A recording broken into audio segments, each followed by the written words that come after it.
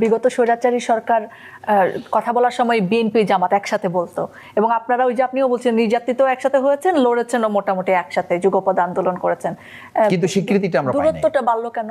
দূরত্বটা বাড়ছে এই কারণে যে আপনি যখন চাইবেন বা আমি যখন চাইবো যে আমার এই রাজার রাজত্বে আমি একাই রাজা, এখানে আর কেউ কোনো কথা বলতে পারবে না। 5ই আগস্টের পরে শুরু হলো? 5ই আগস্টে শুরু হয় না, আগে থেকেই শুরু হয়েছে।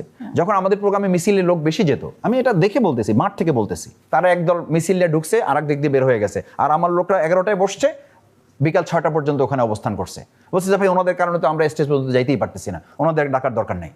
3 নম্বর হলো যে তাদের প্রশাসন, এটা বলছি যে দূরত্বের কথা বলছেন না, আমরা যখন প্রোগ্রাম শুরু করি বলা হলো যে ভাই আপনারা না থাকলে আমরা প্রোগ্রামের অনুমতি পাবো। ভাই আমি এটা কি বলেন, তার মানে কি আমরা সরকার বিরোধী আর আপনারা সরকার পক্ষের?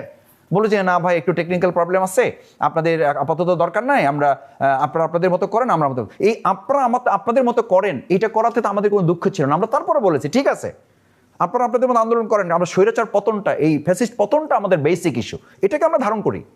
এই ধারণ করেও কিন্তু আমরা এই যুগপৎ কথাটা যখন আসছে, তখন আপনি দেখবেন, ইতিহাস তো খুব বেশি দূরের না, তখন আপনি দেখবেন 12 দলীয় মঞ্চ, অমুক মঞ্চ, তমুক মঞ্চ একসাথে হয়েছে উইদাউট জামাত। কেন?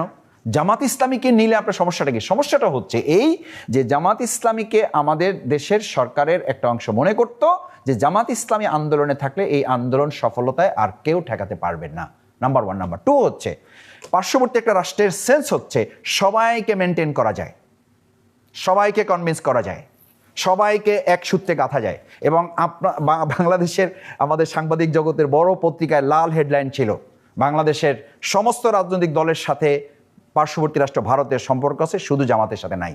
আর তখন জনগণ বলতো উল্টাইয়া এটা, যে সকল দলকে ভারতের কেনা শেষ হয়ে গেছে, শুধু জামাত ইসলামীকে কেনা যায় নাই। রাত 3টার সময় আমার বাসার সামনে গোয়েন্দা সংস্থার লোক গিয়ে হাজির। আপনি আপনার লোকদের বলেন সব ঠিক করে দেওয়া হবে, শুধুমাত্র 2টা ইস্যু, 1 পার্শ্ববর্তী রাষ্ট্রের সাথে আপনাদেরকে মিলে চলতে হবে, 2 বিএনপির সাথে আপনাদের সম্পর্ক ছিন্ন করতে হবে। আমি বললাম যে আপনার মাথা কি ঠিকঠাক আছে? বলছে আপনি বলেন কি, আপনি জানেন যে আপনাকে এখন তুলে নিয়ে যাবেন? আমি বলতে আমি তোলার মধ্যেই আছি, আমাকে কি তুলে নিয়ে যাবেন আপনি? আমার উপরে 50টা বাড়ি যদি লাঠির পড়ে, এর মধ্যে 49টা বাড়ি লাঠি পড়ছে শুধু একটা ইস্যুতে, বিএনপির সাথে থেকে আপনারা চলে আসেন। আর সেই বিএনপি আজকে যদি আমাদের ব্যাপারে কথা বলে, এটা অত্যন্ত দুর্ভাগ্যজনক জাতির জন্য, আমাদের জন্য না। আমরা নির্যাতন নিপীড়ন সহ্য করে করে এসছি, এই করে করে আমরা চলে যাব। আমরা ভোগের রাজনীতিতে আসি না, আমরা সিদ্ধান্ত নিয়ে এসছি ত্যাগের রাজনীতিতে।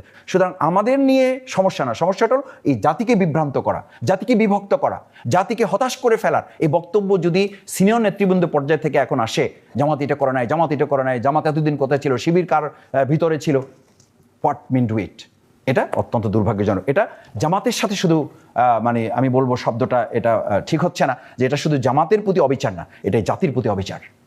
মাসুদ ভাই, আরো কথা বললে ভালো লাগতো, নিশ্চয়ই অন্য সময় কথা হবে। আজকের জন্য শেষ প্রশ্ন হচ্ছে, বাংলাদেশে ভবিষ্যতে কি নিয়ে সবচেয়ে বেশি শঙ্কা করেন আর কি নিয়ে সবচেয়ে বেশি আশাবাদী? ভবিষ্যৎ শঙ্কা হচ্ছে রাজনৈতিক দল এবং রাজনৈতিক ব্যক্তিত্বের মধ্যে আমাদের সংস্কৃতি কোনো বেসিক পরিবর্তন হয় নাই, এটা আমাকে সবচেয়ে বেশি শঙ্কিত করে। আশার দিক হচ্ছে এটা যে আমাদের তরুণ প্রজন্ম আমাদেরকে একটা বড় থ্রেটের মধ্যে রেখেছে, চাইলেই আপনি যা কিছু করতে পারবেন না।